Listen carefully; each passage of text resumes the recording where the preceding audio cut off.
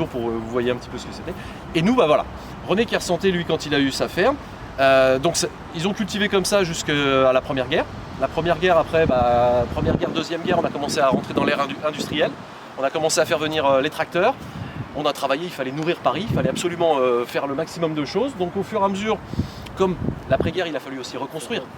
Et quand tous les immeubles que vous voyez ici, toute cette reconstruction, c'était que des anciens maraîchers.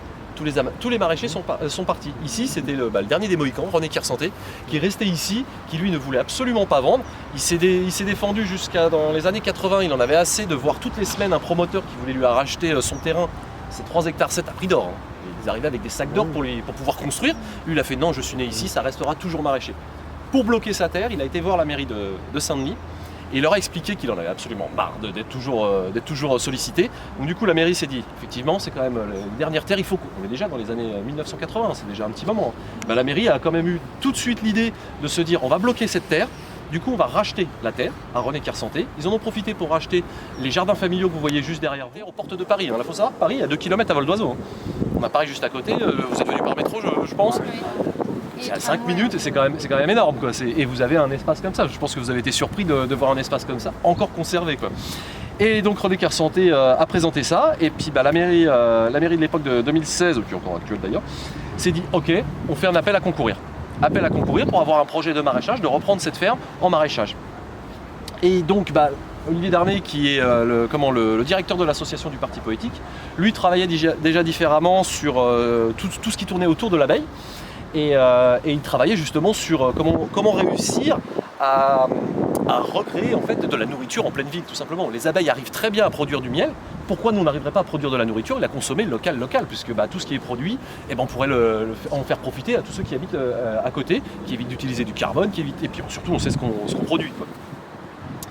Donc il a vu le concours arriver, il était en train de préparer lui différemment, il était en train de travailler sur la Plaine Saint-Denis qui a été en 1998, grâce à la Coupe du Monde, on a mis un Stade de France, on a commencé à recréer des sièges sociaux. Donc du coup, lui, fort d'avoir constaté ça, Olivier s'est dit, on va essayer de faire autrement, on va essayer de créer de la nourriture sur place. L'idée c'était de créer une académie de cuisine.